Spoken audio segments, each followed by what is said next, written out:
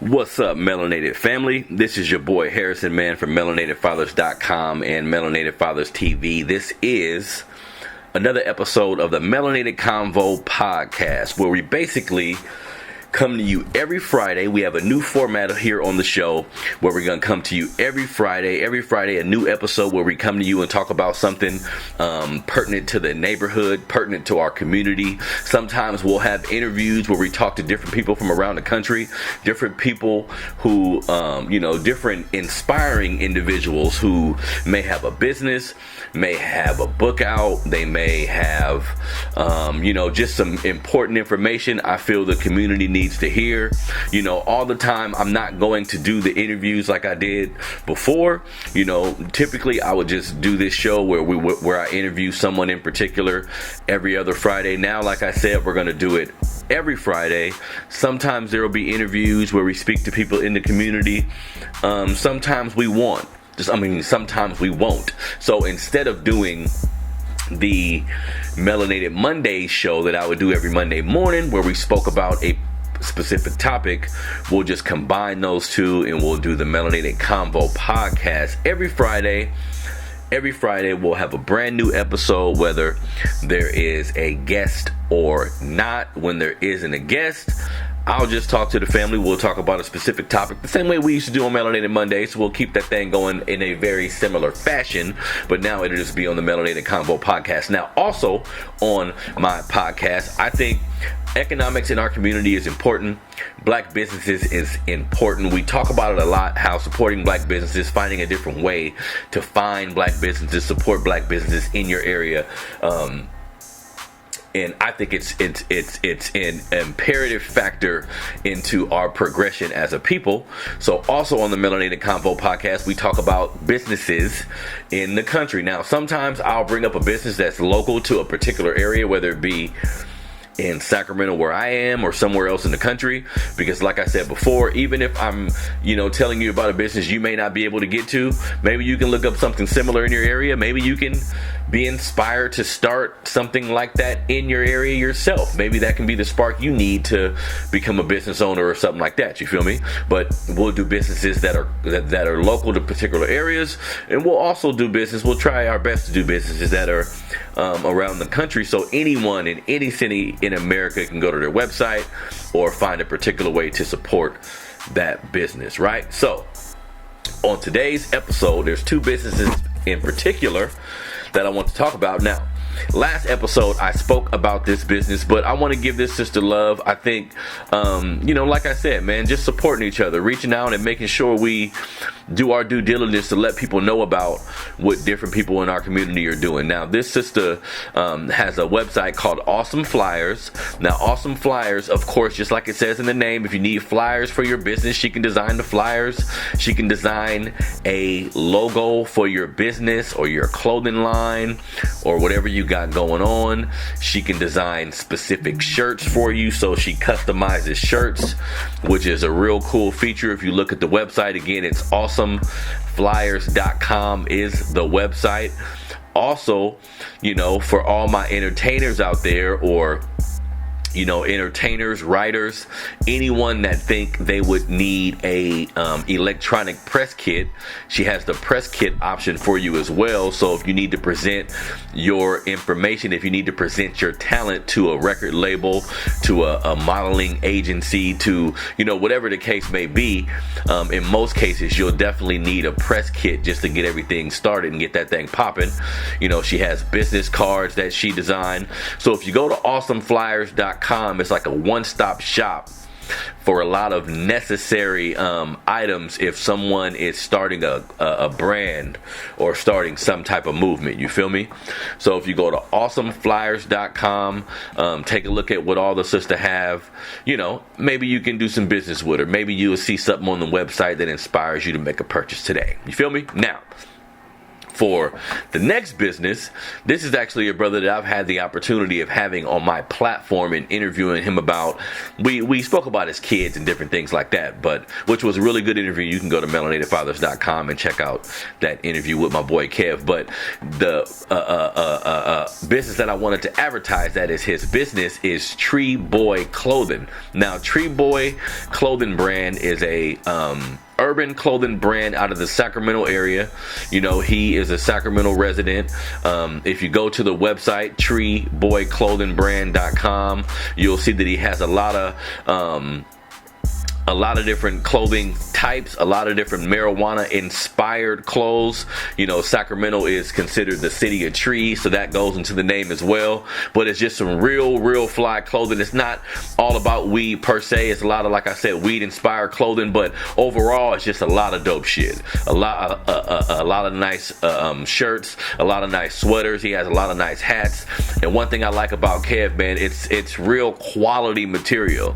So anybody out there, if you're into urban wear, if you're into urban gear, and you live in the Sacramento area specifically, I don't know what you're doing with your time. I mean, you should have went to my boy website and rock with him. Now, keep in mind, Kev has Stylish Stoner Boutique, which is his flagship store that's located in the Sacramento area as well. If you're in Sacramento, the Stylish Stoner Boutique is 6512 Franklin Boulevard. That's in Sacramento, California, 95823. So he actually has a store that sells his brands as well as several other brands as well. So you can go to his store at any time to check out what the brother is doing. There's a lot of different brands inside of the store. His particular brand is in the store as well, the Tree Boy Clothing brand. And like I said, man, it's real high quality clothes. I remember when he first opened the store, just to see his progression from that point has not only been inspiring, but it just makes you want to support him. You feel me? So go to Tree Boy Clothing brand, get a hat. He has sweaters, a lot of different shirts, and joggers and everything, right? Now, inside of the store, you'll find jeans, and I mean, you can go in that store and get a full outfit, you feel me, of a real nice, high quality material, a lot of different options. So, you know, it's kind of in the cut, but I think over time, my brother is going to build his brand to make it something that's more visible and more, you know, make sure everybody in Sacramento is aware of it, right? So go to Tree Boy Clothing brand today. Get yourself a shirt, get yourself a hat, pick up some of that fly gear right now. For the topic on today's show, because like I said, on the Melanated Convo podcast now, sometimes we'll do interviews, sometimes I just come and talk to the family about a particular topic, right? So what I wanted to talk about today, because as y'all know, Melanated Fathers of America is my organization. Melanatedfathers.com is the website. A lot of what I talk about is black life, but sometimes directly linked to our children, directly linked to our families, right? So what I want to talk about today, because I'm in a position currently where I am around, how can I put it? I am around more church-oriented people. I'm a lot of the work I do now on a day-to-day basis has to do with, you know, dealing with people who feel the need to go to church, people who are Christians, who are devout Christians, so to speak, right? So on the topic for today, what I want to talk about is how important is it to bring our children to church? A better question, when looking at everything that I see in our churches today, why don't our children go to church? Why don't our families, why don't the parents of a lot of the kids in our community bring their children to church? Do we think church is necessary at this point in our progression, looking at everything we've been through in history? Should we go to church? Should we bring our children to church? Are we missing out by not bringing them into that building and allowing them to hear the word of God from a preacher, right? Is that something that we should be doing as parents, as black folks? Because like I said, I'm around a lot more Christian-based melanated people, so that's an interesting dynamic to me, because when we look at it, I would say if we're going to, because, you know, I bring up this topic because young people aren't in church. When I go to churches, when I look at the main participants in the church communities, it don't be a lot of young people.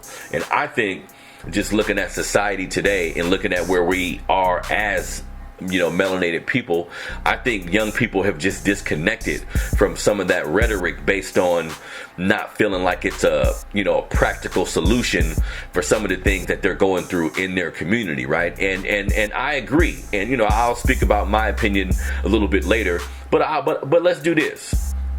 If you're a person who wants to be involved in religion, if you're black and you want to be involved in religion, I'm going to give you, in my opinion, how you should approach that topic. If you decide to bring your kids to church, if you decide to use one of the holy books to teach your children's lessons and things of this manner, I'm going to kind of tell you what I think or how I think this should be approached, right? Now, for one, if we're looking at melanated people in America, like I said, since we've been here, since slavery, all of the different facets of white supremacy and racism that we have to endure. One of the biggest things I would say, if you are going to enter into the religious realm, the first thing you would need to do is do the history on how Christianity has been used on our race of people in particular since we've come to this country.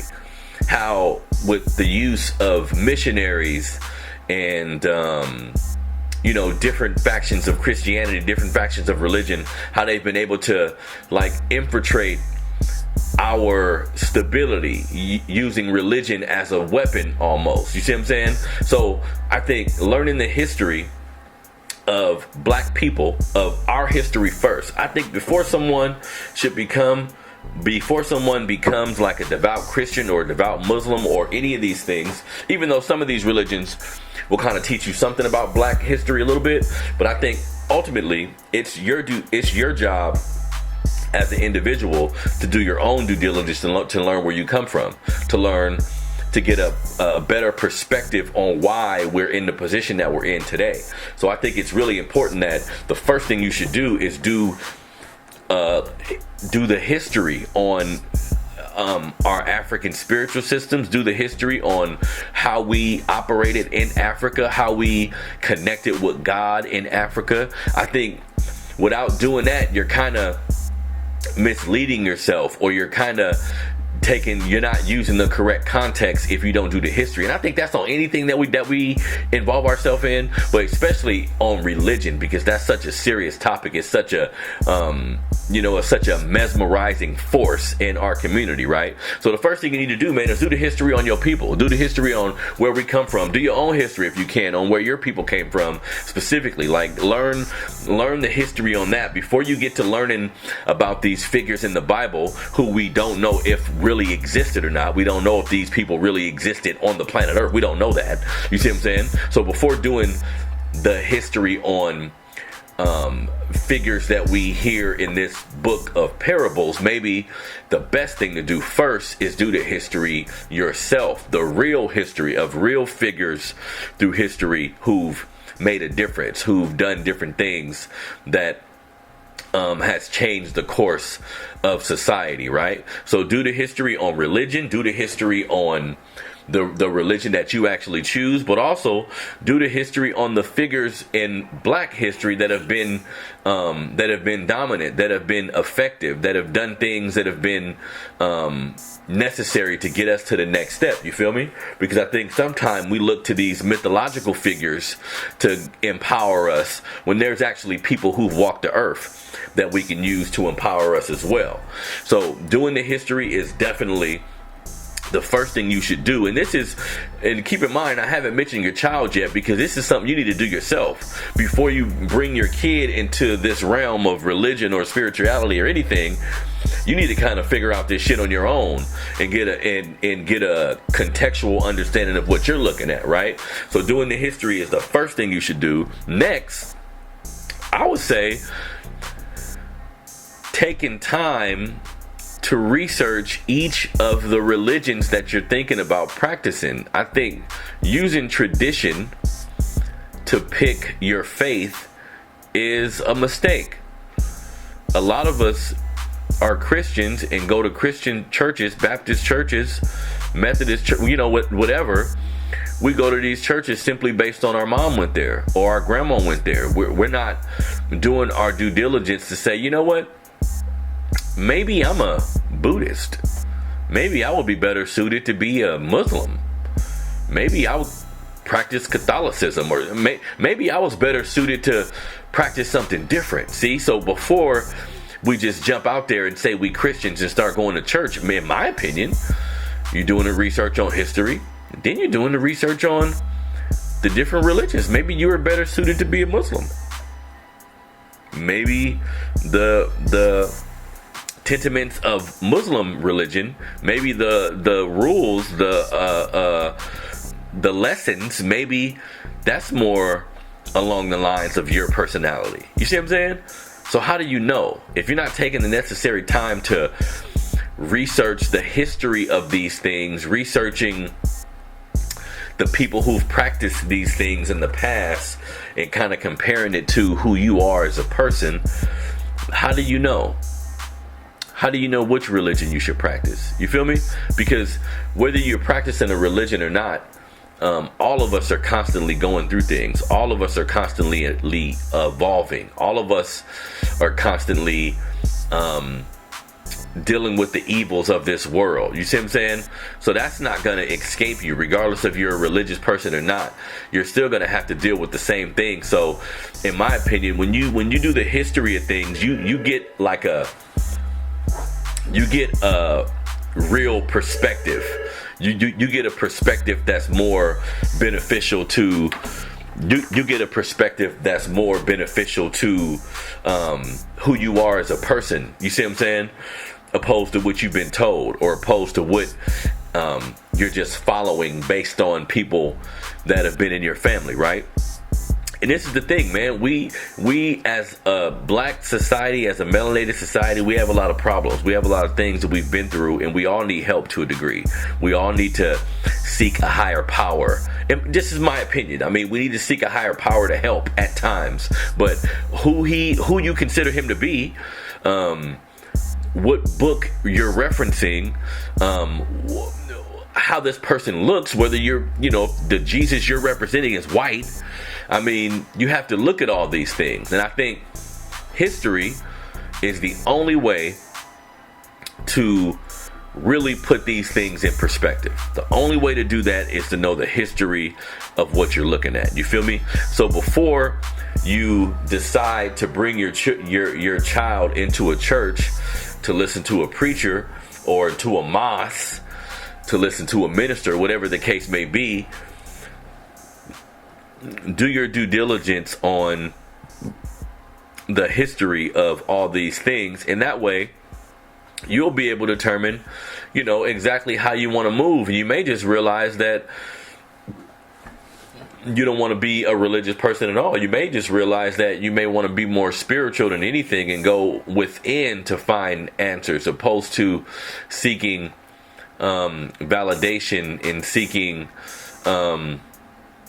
clarity outside of yourself. Sometimes all you have to do is look within. And when you look at meditation and different practices like that, those things are kind of rooted in going from within first to find your answers, opposed to looking outside of yourself. Because I think sometimes when I look at Christianity and I look at black people, when I look at melanated people, and I can only speak for my family, I can only speak for the people that I've seen practicing these religions, and a lot of times it's almost like they're not using the time they have here on earth to create like a empire, or to create or using the time to like empower the people around them in a or even empower themselves. It's almost like I'm gonna get my what I deserve. I'm gonna have my heaven. I'm gonna have all these things when I die. I'm gonna be successful, or I'm going somewhere that's better than here. So while I'm here, I don't have to really do much. You feel me? Yeah. So like I was saying, we're not taking full advantage of what we can do here while we're on earth. We're not looking at our lives like, I can be as successful as possible while I'm here. I can build legacy for my family. I can build an empire for my family. I can empower my family by starting a business, by doing all these different things. I'm not saying all black folks, but a lot of people that I know who are in church, they kind of, they're not as motivated to empower themselves or do different things outside of the faction of church, because that's one thing to believe in Jesus and believe you're going to heaven, but we need to look at things more practical and look at what's going on around you. Look at your family, look at different things that are happening right around you. You can help right around you, you know what I'm saying? And I'm not saying that people don't have good hearts and they're not good intended, but sometimes all of the helping that they're doing, all of the building that they're doing is in the constructs of the church. Is at the actual church, and that's not a bad thing. To be in a church where you're fellowshipping with people and you guys are helping each other, you guys are being positive with each other, you guys are feeding each other, you guys are getting more connected with God. There's nothing wrong with that. There's absolutely nothing wrong with that. But what about all the people outside of church? What about all the people outside of the community that you represent? You see what I'm saying? What about all the money that we're actually putting into churches? Churches make $1 billion a year. If we look at the black churches in particular, and we look at our economics, and we look at what we don't have business-wise, when we look at what we don't have in our community, but, a large part of our community is ravished, and then right down the street, there's a big luxury-looking ass church. That don't make sense, family. That don't make sense. That don't make sense. You can say what you want to say. You can represent what you want to represent. You can be a devout Christian or Muslim, whatever the fuck. But that don't make sense. We can't look at that in 2000. It's about to be 2020, y'all. We can't look at this the same way we've been looking at it since we were younger. Traditions, all of the traditions that we currently follow, all of the traditions that we currently feel that are truthful and that we were raised conducting ourselves under. We need to re-examine all of these traditions, all of them. The holidays we celebrate, all of them. And I know a lot of people don't want to talk about it, but church is one of those institutions that we need to look at we need to look at in a practical manner. We need to be honest about where we stand today and what purpose the church actually serves in our community. Because when we look at pastors and we look at how church is conducted today, we can't generalize and say all churches are ran by people who don't mean the community any good. We can't say that. That wouldn't be fair. However, I think it's too many of them to ignore, though. It's too many preachers who don't have the best interest of the people that they're serving. They're taking advantage of the opportunity, because unfortunately, when you look at a lot of Christian people, when you look at a lot of people who pride themselves in different religious factions, primarily Christianity that I've seen, they are more gullible to a degree. Like, it's easier for you to get over on them if you're using God, if you're using the structure of the church. People tend to let down their defenses because of what you're using. You see what I'm saying? And far too often in our community, because to me, becoming a preacher, taking on that responsibility, there's not a lot of red tape when it comes to doing that. It almost seems like anybody can start a church. You feel me? And with that being the case, it's a nonprofit. They don't have to pay taxes, and really, it's almost an unquestionable thing. When you tell someone you're going to be a pastor, nobody really questioning your intent. Everybody's almost assuming that your heart is in the right fucking place when you decide to do something like this. But let you say you're going to start another business. Let you say you're going to be conscious and start doing some shit that's more on a conscious level and having those type of gatherings, and people gonna question that a lot. Believe me when I say that, people gonna question that a lot more, right? Regardless of what you're doing, people will, they'll question things. But if you come at them under the auspice of Jesus or God, then they take down their guards. They're not as guarded, and you can damn near get away with anything. You feel me? So when we look at church in America, it's run rampant to a degree.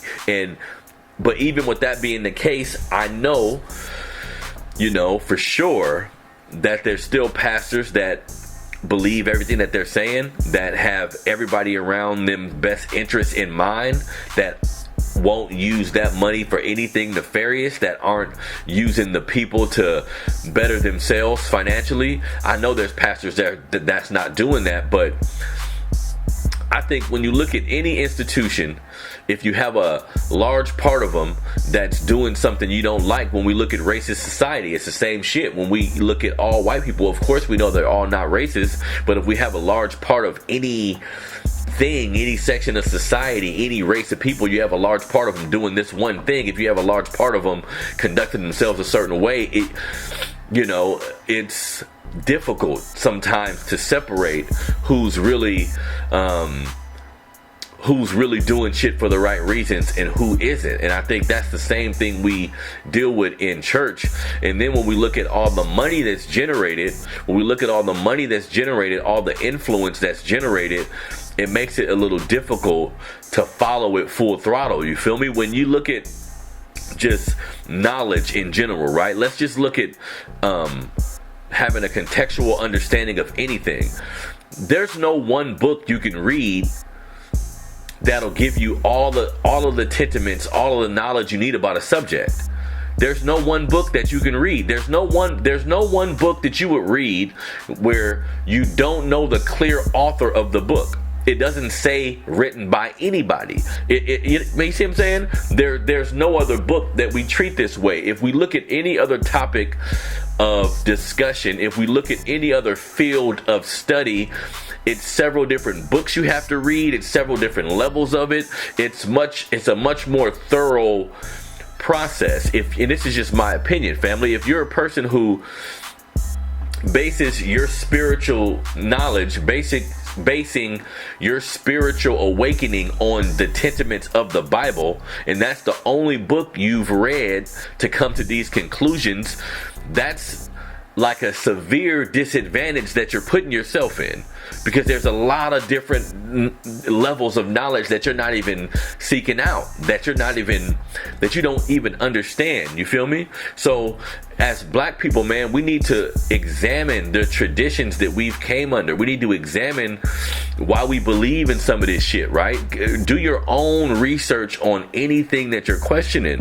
Do your own research on it. You don't have to just believe what a pastor says. If he hasn't read books about history and about black people and about the origination of, because I don't know what when they go to the missionary schools or whatever the schools are called. Forgive me if I sound ignorant when it comes to that, but I don't know what the schooling structure is called that a pastor has to go through.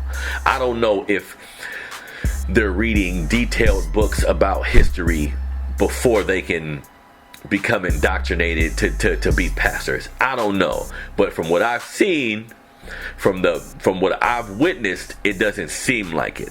It doesn't seem like they have a full grasp on the history of the people that they're representing. So to me, that makes it a little difficult just to follow some of this shit blindly. You see what I'm saying? But all of us should believe in God. All of us should believe that there is that the universe does things on its own based on energy. You feel me? Based on energy, based on the feel of things. Because I more or less judge people just on, are you a fair person? Like, are you fair? Do you approach things from a practical and fair perspective, regardless of your religion, regardless of the race of people that you represent? Are you a fair person? You see what I'm saying? And in my opinion, kind of is linked to spirituality and just having a contextual understanding of who you are as a person. I think that's the root of spirituality, if you want me to be honest. You feel me? So the question, like I asked, family, should we bring our kids into church? Should we go knee deep into religion when it comes to raising our families?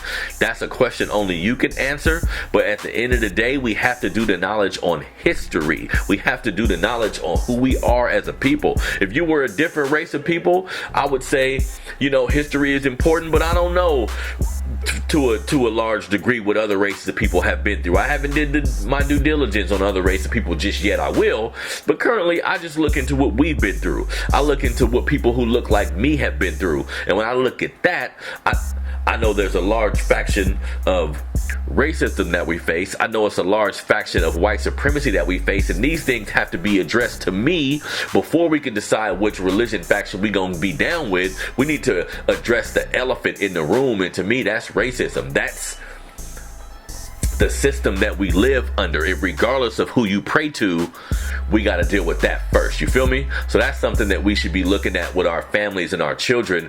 We need to do the knowledge on these type of things before we go into any religious set, or we gonna be moving backwards to a degree. You feel me, family? So that's been another episode, man, of the Melanated Convo podcast. And like I said, the show will be every Friday. You can find the show on melanatedfathers.com. You can find the show on Melanated Fathers TV on YouTube. You can find the show on anchorfm.com. You can go there. That's a website that hosts podcasts where, from that website, you can check out the podcast on Apple Music. You can check it out on Spotify. You know what I'm saying? I'm trying to be as many places as possible. So every Friday evening, you can go to one of those places and check out a new episode of the Melanated Convo podcast. This is your boy Harrison. I appreciate everybody who has been supporting what I do with the Melanated Fathers of America movement, with the melanatedfathers.com website, with everything that I write, all the energy that I put into that website. I appreciate all the love that I've been getting, man. So tune into a new episode every Friday. Oh yeah, don't forget, next week, November 28th, I'm having me and the family are having a community Thanksgiving dinner that'll be held at Thompson Rose Chapel Funeral Home, 3601 5th Avenue, Sacramento, California, 95817. From 11 to 2 p.m. We'll be serving food to everybody in the community, whether you're homeless, whether you're a single mother, whether you, goddamn it, just don't got the money this year, whether you want to save your money and come eat with the family, whatever the case may be, man, come out, show love. I've been getting a lot of people just volunteering their time, a lot of people volunteering music to play, a lot of people volunteering to cook food. You know what I'm saying, man? Look, family, I've been, something I've realized, y'all, over the past 3 years, man, since I've decided to not really put my all into like corporate America and put my all into my platform and put my all into everything that I want to do. You see what I'm saying? And put my all into my people, really. Ever since I've decided that and I put like positive energy out, I've gotten so much love, man, regardless of what I do. That's why I'm convinced that it's all about energy, family. If you put out the right energy, you'll put out the right energy, or you'll get the right energy back. When I don't put out the right energy, because I'm not perfect, there are times where I don't put out the right energy. There's times where I do come at people the wrong way, or miscommunicate with people that don't necessarily deserve it at the moment. I get negative energy back. You see what I'm saying? So I think it's all about energy, family. It's all about the energy that we putting out there. So November 28th, on Thanksgiving, let everybody know that that don't have a place to eat. If you just want to pull up and eat with us, when you want to pull up, say what's up, watch some movies with us, eat some turkey. We're going to have a grill. We're going to have turkey on the grill. You feel me? We're going to have ham on the grill. We're going to have that thing really, really popping on Thanksgiving. Tell everybody This has been another episode of the Melanated Convo podcast. I want to thank everybody for supporting the movement. Continue to support what I've been doing. I'm out.